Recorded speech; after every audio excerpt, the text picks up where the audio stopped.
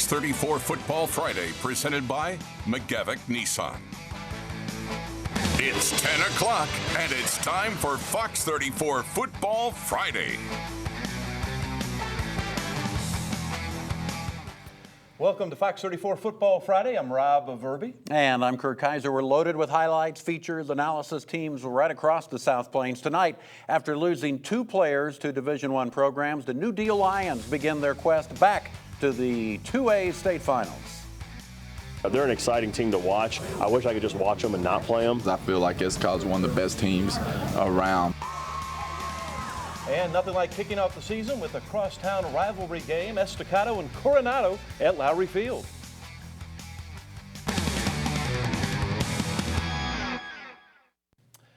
And Coronado is a 5A school, Estacado is a 4A squad, and the two teams met last year in non-district play, Kurt. Coronado won that one 40-12. For our game of the week, Cassie Carlson joins us now. Cassie, a good way for each coach to get a feel of where these teams stand week 1.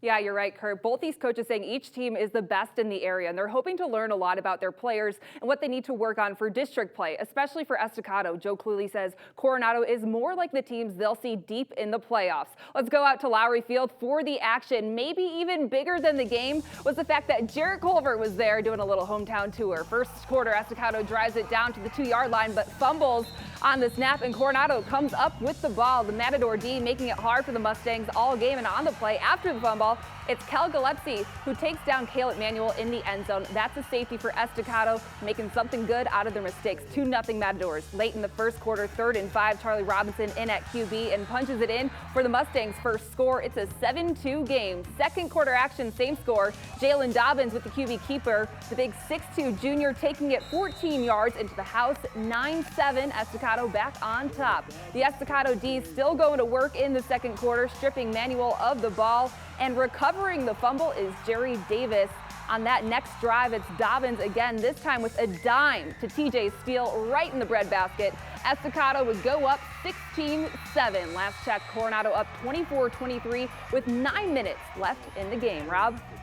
Thank you, Sassy. Down south at Ratliff Stadium, Monterey facing Odessa. Let's jump right into the action, shall we? Corian Bailey finds MJ Singleton for a score to close out the first quarter. But the Broncos would come back. Odessa High just couldn't seem to find much success, though, offensively, even though running back Sinjun McGarty did his best to make it happen. The Broncos, they spell it with an H, struggled defensively as the Plainsmen did their thing on the ground, bashing through to the end zone, making it 21-0 Monterey. And just to add insult to injury, the Plainsman Donovan Hill shook off some guys and streaked down the sideline to the house to make it 27-0 before halftime. Monterey takes the cake big time, baby. Blow out the candles, 55-13. Now let's send it over to Big John Sokoloff, and he's got some info on the Friendship Tigers. Big win for Monterey right there, Rob. But Friendship Tigers, big game as well. They're getting ready for year 3 of the Jay Northcutt era, kicking off tonight against Amarillo High. One of those many bright spots for this Friendship program, transfer quarterback Donovan Smith. Let's go to the action. The offense moving well early but stopped in the red zone a few times. We'll go early in the first. Cage Jones attempting and making a 30-yard field goal, giving the Tigers a 3-zip lead. Later in the half, the offense driving again, and this time capitalizing in the red zone. Transfer Donovan Smith keeping it himself for a 35-yard rushing touchdown, capitalized with an acrobatic dive into the end zone. A few minutes later, William Bayouth getting the carry, cutting back at the 40, getting to that far sideline before he's wrapped up at the 1-yard line. That drive would result in a 1-yard punch-in, and the Tigers up 17-0 at the half. They'd go on to win 31-zip, Kurt. How about them Tigers? Them Tigers, and how about them Pirates? Lubbock Cooper at home facing off the season, or kicking off the season, as they face Andrews. The Mustangs looking to come in as the dark horse. You saw the dark horse there. Brett Leach does his part, connecting with A.J. Britton. He knows that he has a first down there. Esau Flores will finish the job as he's going to punch it on in, and the Flag Girls love that. They're excited.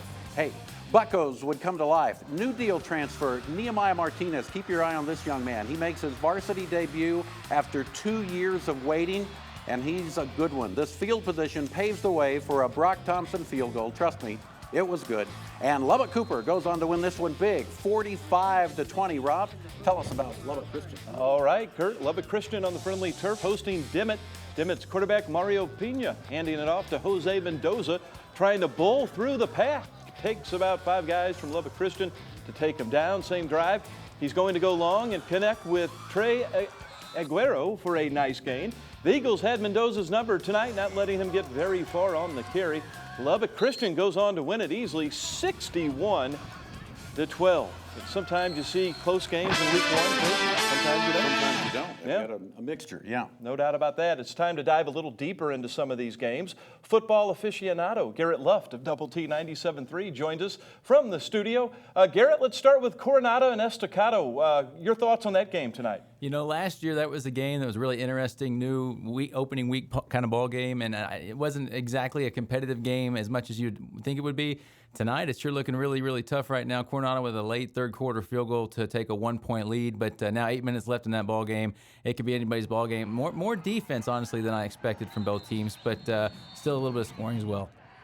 Garrett, a big night for the Monterey Plainsmen on the road at Ratliff Stadium against the Odessa High Broncos, and Monterey started the season the way they wanted to with a big win. Yeah, no doubt. They've struggled with Odessa High in that opening week matchup here for a couple of years, but Corian Bailey had 310 yards passing in the first half alone, 4 touchdown passes in that half. Donovan Hill with 3 touchdown catches tonight. Lots of speed and size. When that team gets off the bus at Monterey, they look like the real deal. The Chip Darden era begins for Lubbock Cooper. They've been good for many, many years, Garrett, and tonight maybe a slow start, but did go on to win fairly easily against Andrews. Yeah, Andrews kind of an underrated 4A team. You might think, well, they got to blow them out, but they're always tough. They did struggle and start a little bit slow, but the running game really took over at the end and just really dominated that game. Cooper's going to be able to do a lot of different things. They've got a lot of star power on the defensive side. They got a lot of numbers as well and depth on the offensive side. They kind of started slow last year against Andrews in week 1. I would expect them just to continue to build and be one of the more successful teams in the area. Garrett, got about 35 seconds left. Coronado, are they a team that can make another deep playoff run this year, you think? You know, I think it's going to be tougher for them just because everything else is going to be tougher around them, starting with Monterey. I think Monterey is much, much better than they were a year ago. Coronado kind of surprised me a little bit tonight with their early run, but with Sawyer Robertson back, you know the offense is going to be really good, and you always have a chance to win when you can score a ton of points. All right, Garrett, we'll talk to you later on. Thank you, my friend. And still to come, Chip Darden. That's right, begins year 1 at the helm. The new mentality the young head coach brings to Lubbock Cooper. Plus, the Lubbock High Westerners fell in their season opener to Seminole. We'll hear from head coach Shane Stephen on their loss to Seminole. And more highlights on deck, including where Eagles fly, Roosevelt hosting New Deal, plus 4 other matchups on the South Plains when we come back. You're watching Fox 34 Football Friday with Rob Verby, Kurt Kaiser, Cassie Carlson, and John Sokoloff. Fox 34 Football Friday. First and most comprehensive. This is Fox 34 Football Friday.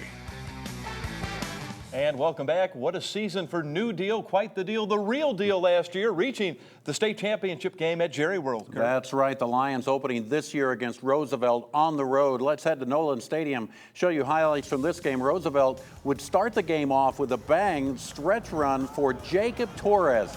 Very first play, he gets to the outside and will not be caught. 70-yard rushing touchdown. The Eagles going up early, 7-0. A little bit later on, we'll see Hayden Caudell, the play action, then slinging one deep to the near sideline. Kyler Reed on the receiving end for the touchdown. They take a 7-6 lead. They would cruise and win big, 35-6.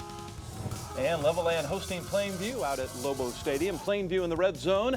Demarius White leading the charge, takes the handoff, throws under pressure, and it's picked off by Skylar Davis, who's going to take it all the way the other way. How about that? That is a pick 6 for the junior. The Lobos miss the PAT, but go up 6-0. Lobos driving. Bryant White's going to connect with Jacob Ramirez. He coughs up the rock, but will make up for his mistake, recovering the football. Lobos in the red zone again. The quick handoff goes to Isaiah Salazar, and he punches in a 4-yard run. Levelland tried for 2, but failed. They went into the half up 12-0, and they win tonight 33-13. All right, we've got a marquee matchup in Idalou. The Green Gold hosting Shallow Water. Idalou taking on Shallow Water at home. Here's some second half action. Running back Ryan Lozado fumbles the ball, but tight end Cooper Hill jumps on it, keeps that drive alive. Later in that drive, quarterback Dylan Lopez hands it off. Lozano makes up for losing the ball. He punches it in to put Idalou up 21-7. Idalou goes on to beat Shallow Water 28-22 tonight. Brownfield opening its season, traveling to Post, and here we go, the obligatory open shot. First quarter, Bold Gold driving, handoff goes to Ashton Jefferson. He takes it on into the far side for the score. Post would strike again now, Sladen Pittman. Play action hits Isaiah Landa for the score. He's in there, Post up 14-0. Post would end up winning this contest, the final 45-14. Slayton hosting Sanford Fritch after a long power delay. They get going about 8:45, early second quarter. Tigers in the red zone. Elijah Williams from a few yards out, 13-6 at that point. 2-point conversion, no bueno. Tigers get the ball back. Laz Galindo keeps it from about 10 yards out. And look at this guy rumble and not stumble nor fumble. He's in. At last check, Slayton up 41-6, Kurt, in the fourth quarter. And the Lopes and the Cats would take to the field. The Cats with a big run on their first possession as Brandon Belcher rips off 21 yards into Abernathy territory.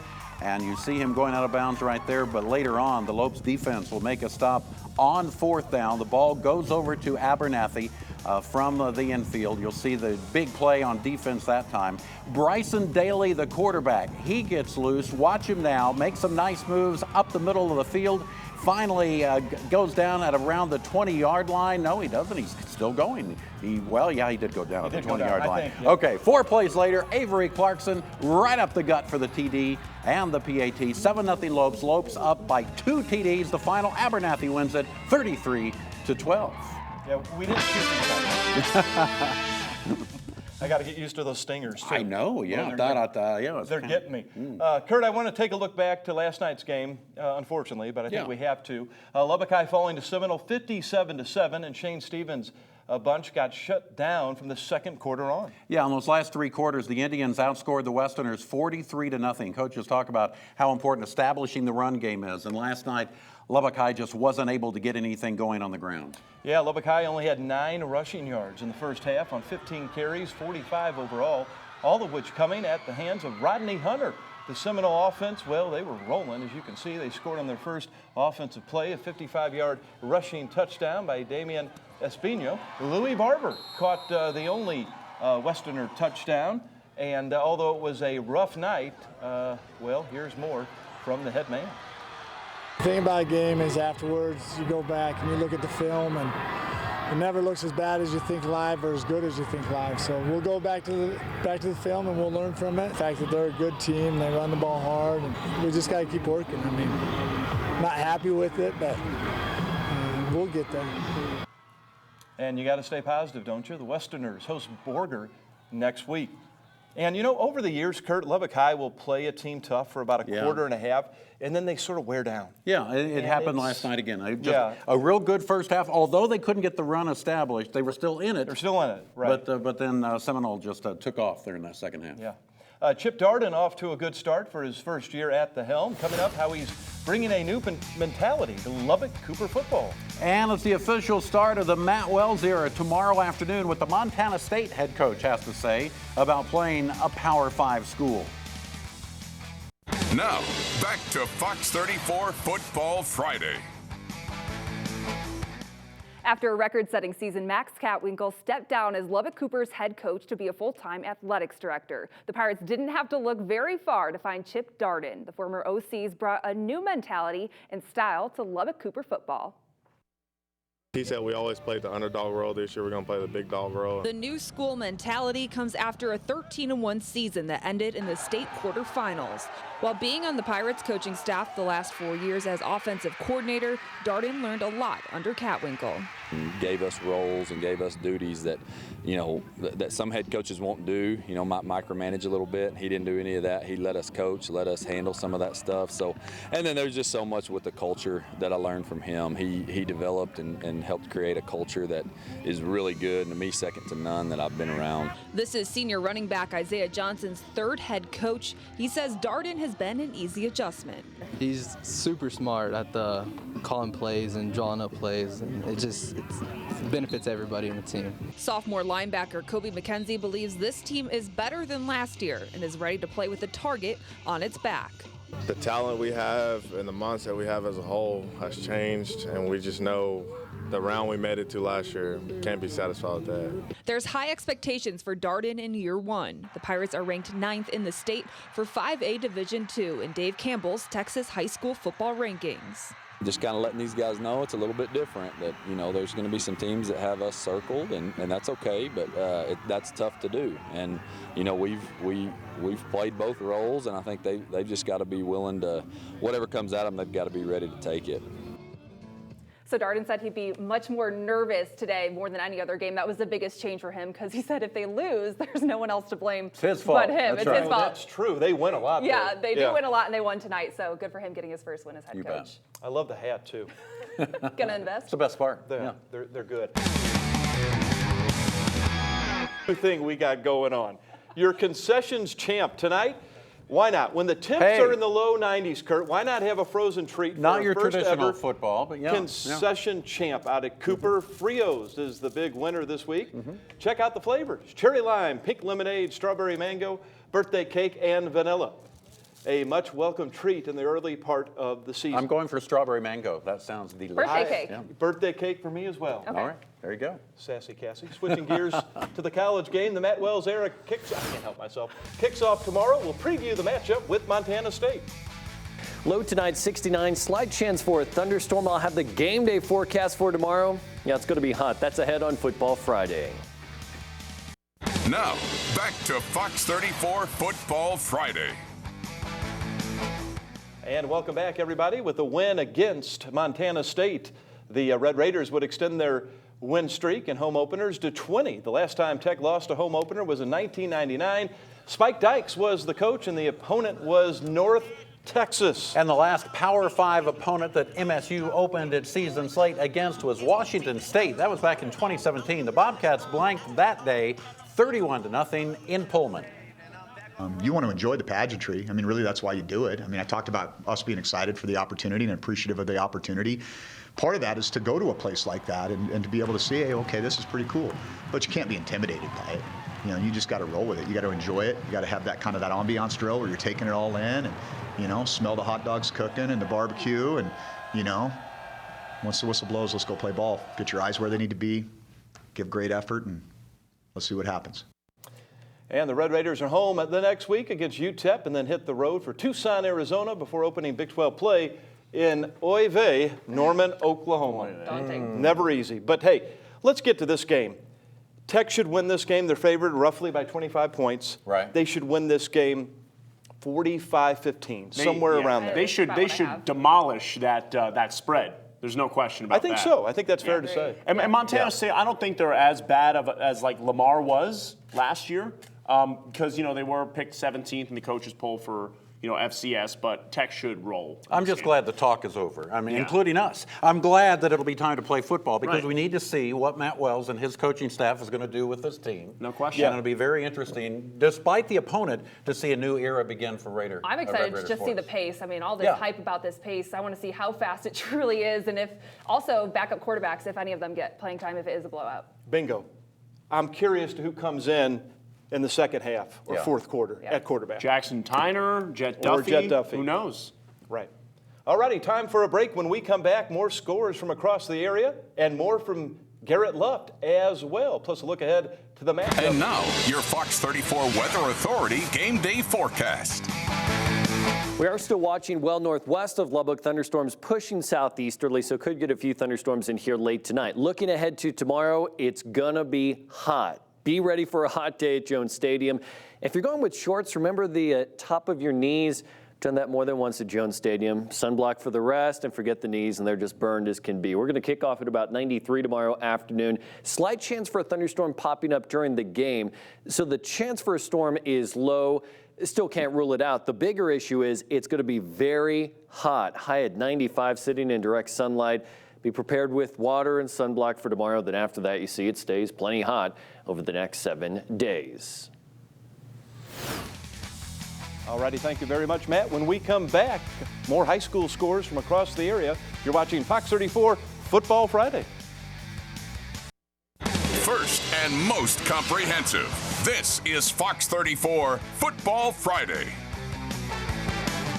Yes, indeed. Welcome back. Estacado and Coronado tonight. This one, a surprise. You can tell I've been here for years. I say Estacado, Coronado. But anyway, you've got it. Not Estacado, Coronado. No. Anyway, this baby is close, isn't it? 36-30. Estacado on top. I don't know if that's a final yet, but I believe that's still going on. Yeah.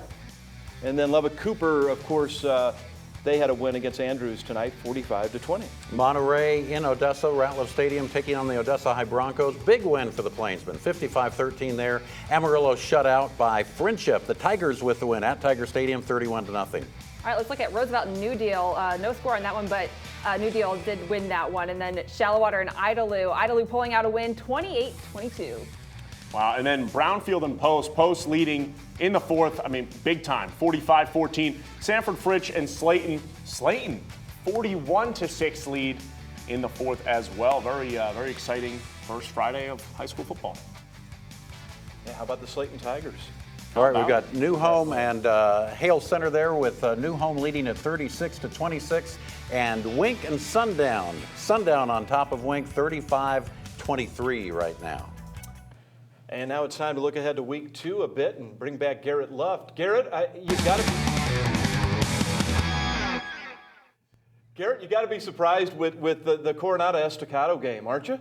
Yeah, you know, what's really impressive is that starting quarterback Jalen Dobbins went out of that game for Estacado, and backup quarterback Colby Sims leads the go-ahead drive. They're under a minute now out at Lowry Field with Estacado holding on to that 6-point lead, but Colby Sims may be going down in Matador Lore tonight if they can hold on to that win. Garrett, is the other big takeaway from the night the big win by Monterey? I mean, they had a good win at Ratliff Stadium. Is that a kind of a surprise? Yeah, after the year they had last year, not making the playoffs and really having what seemed to be a lot of talent, for them to make that kind of statement. And Odessa High's a 6A team. I don't know how strong they are for sure, but they were just absolutely like a machine on offense tonight. But I think another big takeaway is Friendship just stomping Amarillo High 31-0. Yeah. The fact that defense held the Sandys to no points, that's a defense that has struggled mightily in 2 years under Jay Northcutt. If they're going to be legit, watch out for the Tigers too here in 2019. So this may be the year we've been pointing to for the Tigers and Jay Northcutt. No doubt about it. I think that they've been due, and then obviously Donovan Smith brings a new mentality there at quarterback. I'm excited to get to see him play this year. He didn't have a super loud night tonight, one rushing TD, one throwing TD, but still I think he gives that whole team some confidence with a little bit of stability there at quarterback that the Tigers just haven't seen in a while. And the Tigers, I was out there tonight too, and really there were a couple of chances for Amarillo High, capitalizing on turnovers, getting deep in the red zone, and that Friendship defense really still stood tough. So, Donovan Smith, everyone's excited about him. I don't think this is going to happen overnight. It's a transition for sure. But should Friendship fans really be excited, you think, Garrett, about this Tigers team? Yeah, I think that right now, to have a season-opening win, they haven't had that. And you've only won a couple of games in 2 seasons. So for them to start off not just with a win, but with a dominant win, I think should really pique some people's interest. But yeah, the biggest difference to me, regardless of Smith, is the fact that the defense really looks like it can hold somebody down and slow other teams down, and that gives you a chance to win every week. All right, thank you, Garrett. Great job. We'll see you next week. You can catch Garrett on Saturday mornings at Saturday Morning Quarterback. Tomorrow morning, 7 to 9 on Double T 97.3, and it kicks off our entire day of local sports, including that Tech game itself. Then Garrett will take your reaction afterwards on the Coors Light post-game show. And the high school coverage does not end there. Andres Flores has the high school fan zone during the week on 100.7 The Score.